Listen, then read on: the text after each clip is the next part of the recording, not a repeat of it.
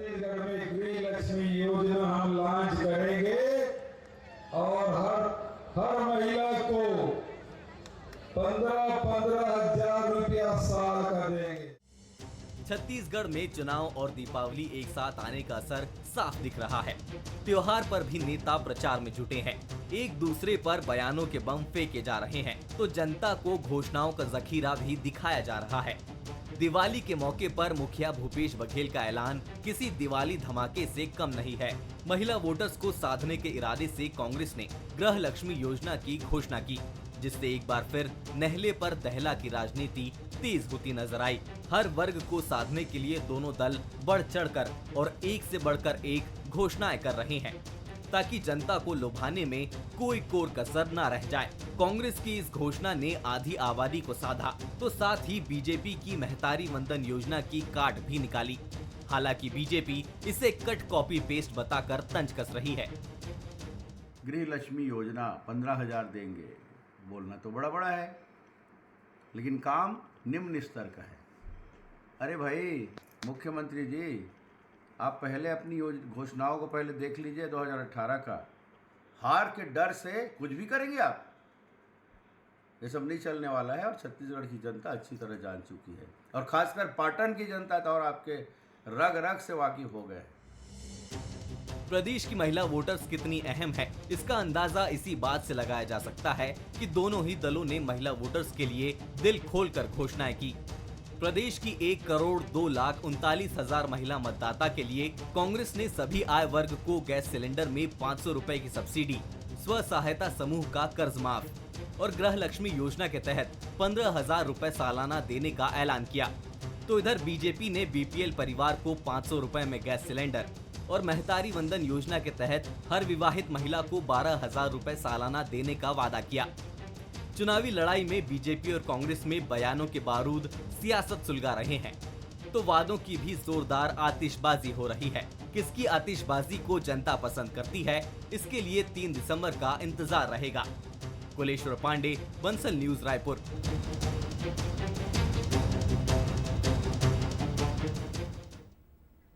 नमस्कार, मैं हूं ऋतु सिंह और हमारा आज का मुद्दा है जीत का लक्ष्मी वंदन। छत्तीसगढ़ चुनाव में आधी आबादी यानी कि महिला वोटर्स गेम चेंजर साबित होंगी और इसका असर बीजेपी कांग्रेस की घोषणाओं में भी झलक रहा है। बीजेपी के ऐलान के बाद कांग्रेस ने भी महिलाओं के लिए सालाना 15,000 रुपए देने का ऐलान किया है।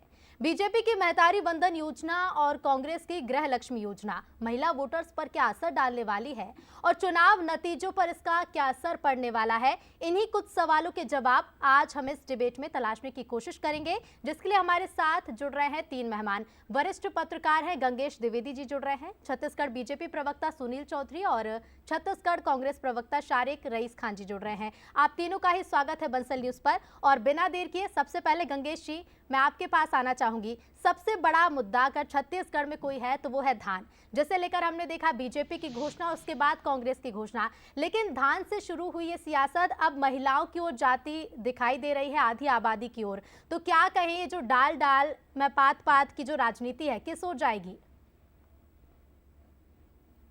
देखिए, निश्चित तौर पर धान जो है सत्ता की चाबी रही है। पिछली बार कांग्रेस सरकार जो 68 सीटों में जीतने के बाद अब लगातार 3 उपचुनाव जीत गई, 71 सीटों पर पहुंच गई, उसके पीछे भी धान बड़ा कारण था।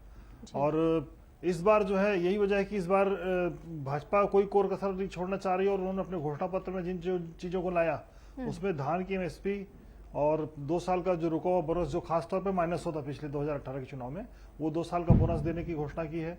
इसके अलावा इसके बाद जो ये महिला वाली जो बात है खासतौर पर छत्तीसगढ़ के लिए इसलिए महत्वपूर्ण हो जाती है कि छत्तीसगढ़ में महिलाओं की वोटर्स की संख्या पुरुष वोटर से ज्यादा है, यानी आधी से अधिक आबादी है यहाँ पर छत्तीसगढ़ में महिलाओं की। और 1-2 सीट में नहीं, 57 सीटों में प्रभाव डालती हैं।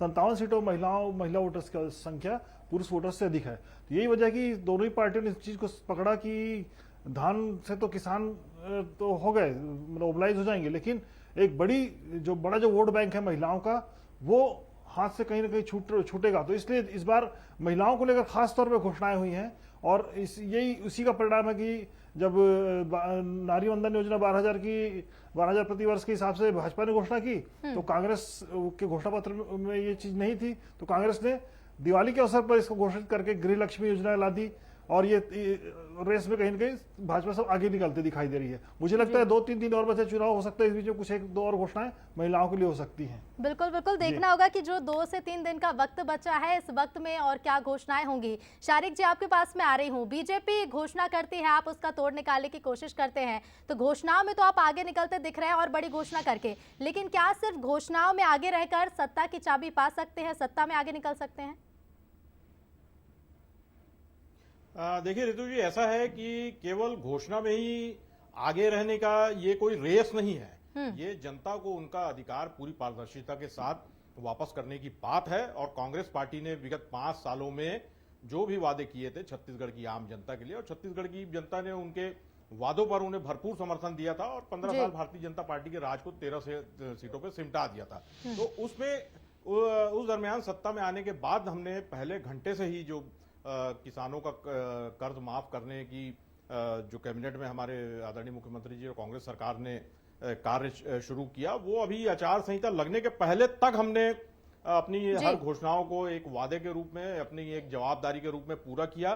शारिक जी, किसानों के लिए चलिए आपने वादे, पूरे गर्व है कि हमें पिछले 5 सालों में किसानों के लिए वादे पूरे कर दिए होंगे, तो फिर महिलाओं के लिए इतनी देरी क्यों कर दी? आखिरी वक्त में, चुनावी साल में, और कुछ दिन पहले ऐसी घोषणा क्यों? पिछले 5 साल का आपको वक्त मिला, 4 बार आप पहले ही दिवाली मना चुके हैं, तो महिलाओं की दिवाली इस साल क्यों मनवा रहे, इस साल क्यों घोषणा कर रहे हैं, पहले क्यों नहीं की गई?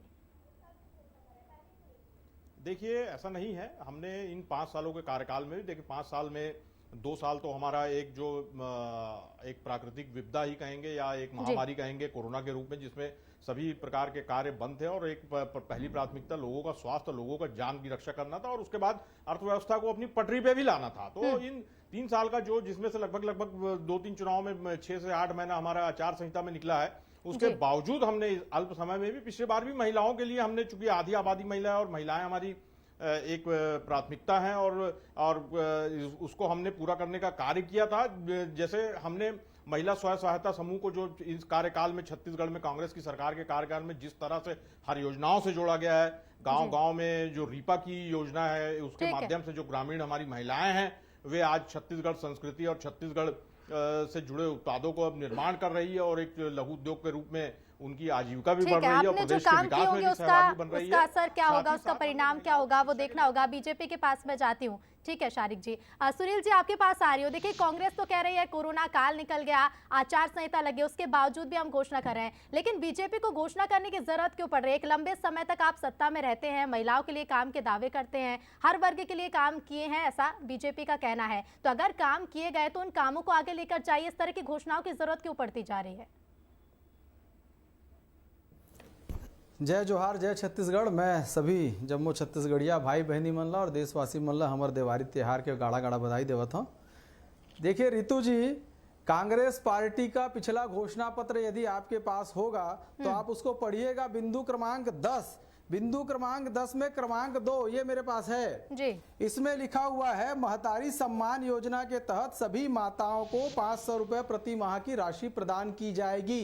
ये इनकी पिछली घोषणा है, जिसको ये भूल गए, इनको याद ही नहीं है कि ऐसी कोई घोषणा किए थे। अब जब भारतीय जनता पार्टी ने कहा कि हम माताओं बहनों के सम्मान में 1000 रुपए प्रति जो माह है, 12000 रुपए प्रति वर्ष का हम देंगे और बिल्कुल गारंटी के साथ देंगे। हम जो बीपीएल परिवार की बच्चियां हैं उनको 1.5 लाख रुपए जो है उनके जन्म के साथ ही देंगे। हम जो है महिला स्व सहायता समूह की बहनों का इन लोगों ने जिनका रोजगार छीन लिया, उस रोजगार को हम पुनः वो स्थापित करेंगे, उनको फिर से रोजगार देंगे। हम रेडी टू ईट में जो है उनको काम देना प्रारंभ करेंगे। हम प्रदेश में जो महिलाएं हैं, यदि वो भूमि का रजिस्ट्रेशन कराती हैं, रजिस्ट्री कराती है, तो 50% की छूट देंगे। हम नमो पोषण की शुरुआत करेंगे और सरकारी स्कूलों में कक्षा 1 से 8 तक के छात्र छात्राओं को मध्याह्न भोजन के साथ। सुनील जी, देखिए ये तो कांग्रेस के बिंदु हो गए जिनका जवाब कांग्रेस देगी, आप बीजेपी की ओर से जवाब दे दीजिए।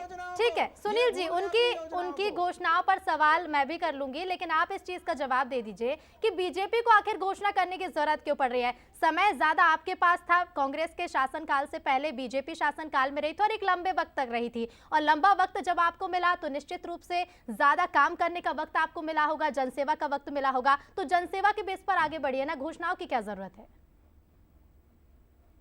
देखिए घोषणाओं की नहीं, हमने तो अपना बकायदा घोषणा पत्र जारी किया है और हमने घोषणा पत्र जारी करके हमने वादा किया है, हमने गारंटी दी है कि हम जो इस घोषणा पत्र में एक एक बात लेकर के आए हैं उसको पूरा करेंगे। और मैं आपको दिखाना चाहता हूं, ये कांग्रेस का घोषणा पत्र है 4 पन्ने का, इसमें सीधा लिखा है 2023 से 2028 तक। मतलब इसका मतलब साफ है कि जैसे शराबबंदी नहीं हुई, जैसे ये लोग फूड पार्क नहीं बना पाए, जैसे किसानों का कर्जा पूरा माफ नहीं कर पाए, लिखे किसानों सुनील का जी, कर्जा जो माफ सवाल किया, मैं आपसे कर रही हूँ सीधा सीधा सुनील जी उस सवाल का जवाब दीजिए और छोटा जवाब दीजिएगा क्योंकि समय दूसरों को भी देना है। ऐसे में देखिए 15 साल की मैं बात कर रही हूँ, लंबा वक्त बीजेपी के पास था, तो बीजेपी अपने 15 साल में किए गए कामों के बेस पर आगे क्यों नहीं बढ़ रही है?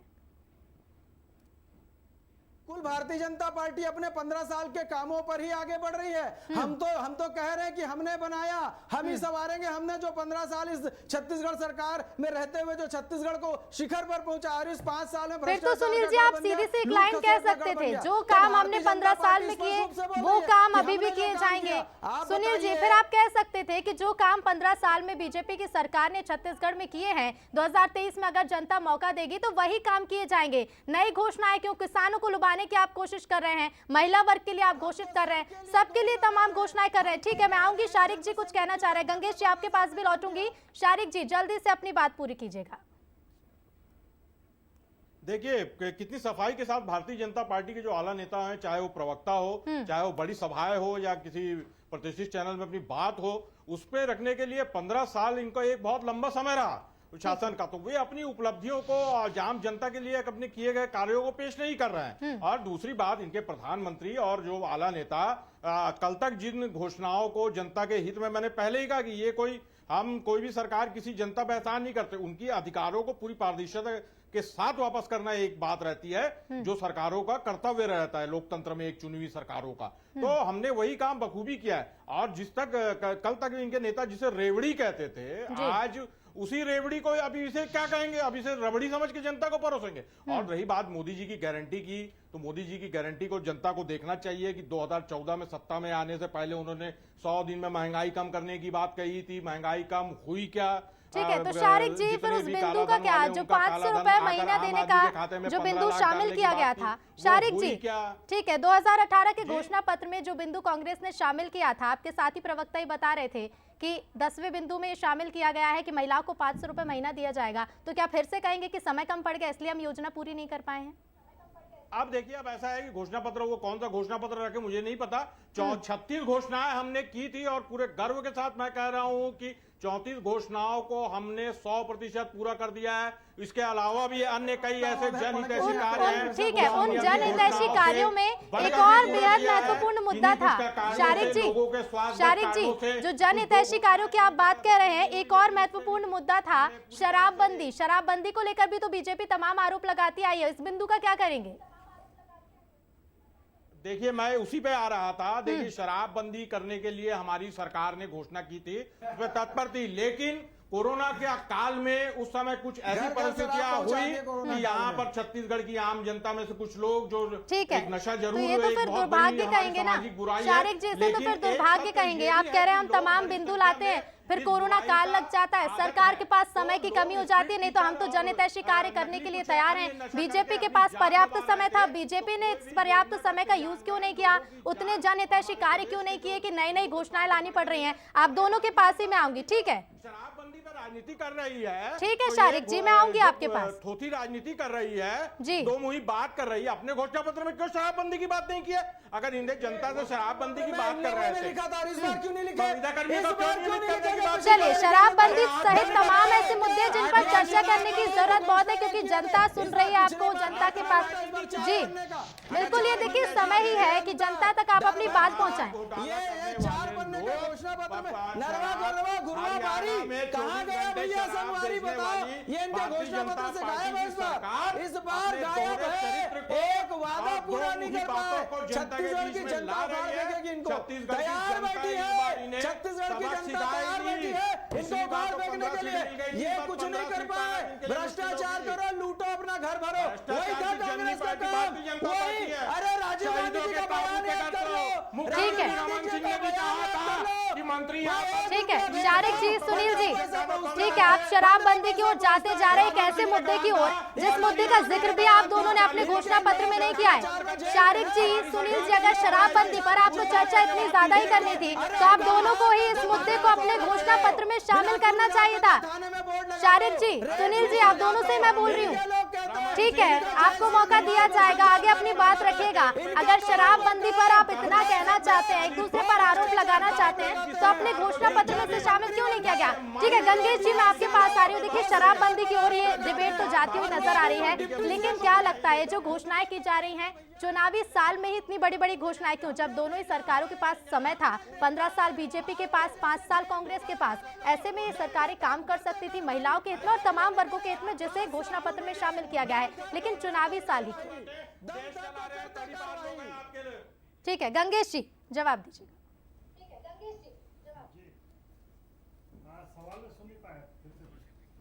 गंगेश जी, चुनावी साल है, घोषणाएं तो देखिए तमाम दल करते ही हैं, लेकिन जब हमने देखा कि दोनों ही दलों के पास समय पर्याप्त था, छत्तीसगढ़ जब से राज्य बना, बीजेपी भी आई सत्ता में, कांग्रेस भी आई, ऐसे में दोनों दलों ने उस समय में जो काम किए होंगे, जनहितैषी कार्य किए होंगे, लेकिन इस बार हम देख रहे हैं कि बीजेपी कोई घोषणा करती है, उसका तोड़ निकालती हुई कांग्रेस कोई नई घोषणा ला देती है, और उससे बढ़कर इसकी वजह यह है कि पिछली बार जो भाजपा ने चूक की थी कि अगर हम पिछले 15 साल में देखें तो चाउर वाले बाबा बन के डॉक्टर रमन सिंह 2013 के चुनाव में हिट हुए थे। उसके बाद जनता ने उनको हाथों हाथ दिया, 50 सीट में दिया।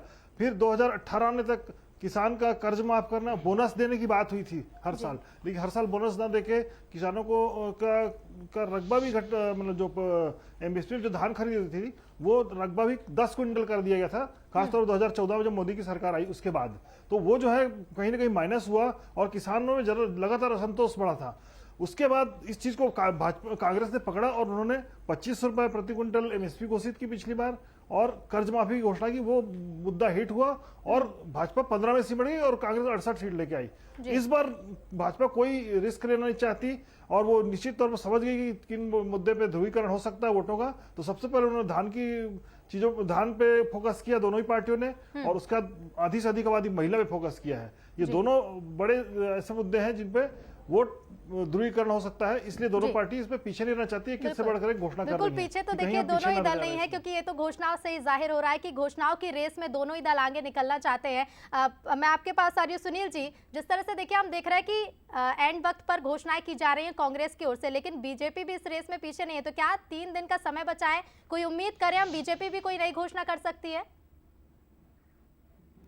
ये भारतीय जनता पार्टी ने अपना लिखित दस्तावेज प्रस्तुत कर दिया है। हमने अपना जो है मोदी की गारंटी के नाम से घोषणा पत्र जारी कर दिया है। हमने कह दिया कि दिसंबर 25 को हम जो है पिछले दो साल का बोनस जो ये घोषणा करने के बाद नहीं दे पाए थे, हमारा मुख्यमंत्री देगा। माताओं बहनों के लिए जो आवास की समस्या थी, 18 लाख आवास जो स्वीकृत रुके हुए हैं, उन आवासों को हम बना करके देंगे। हम माताओं बहनों के सुख समृद्धि के लिए, छत्तीसगढ़ के विकास के लिए जितना काम हो सकता है सारे वादे हमने कर दिए हैं। हम झूठी घोषणा कोई नहीं करते। ठीक है सुनील जी, आप घोषणा पत्र की बातों को रिपीट कर रहे हैं। जनता घोषणा पत्र पढ़ लेगी और जान लेगी उसे विश्वास करना है या नहीं। शारिक जी जवाब दीजिएगा।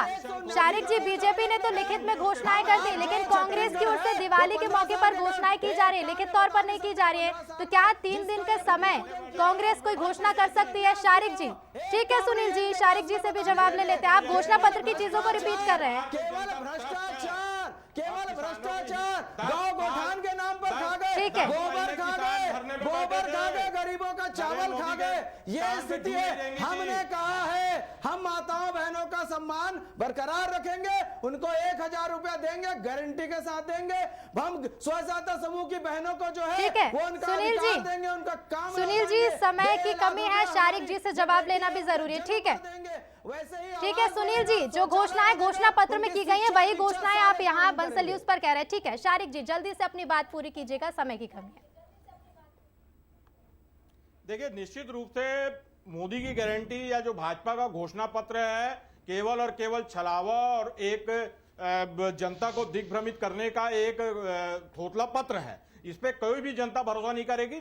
पूर्व में छत्तीसगढ़ की जनता ने देखा है कि किस प्रकार भारतीय जनता पार्टी ने पिछले 15 सालों में छत्तीसगढ़ की जनता के साथ, अरे 500 रुपए तो बेरोजगारों को इन्होंने 2003 में घोषणा किए थे, बेरोजगारी भत्ता देंगे, वो तो दिया नहीं। आदिवासी भाइयों को जर्सी गाय देंगे, वो तो दिए नहीं। 2100 रुपए किसानों को धान का बोनस देंगे, वो तो दिए नहीं। तो देंगे क्या? हम अपने कार्यों के दम पे लड़ेंगे।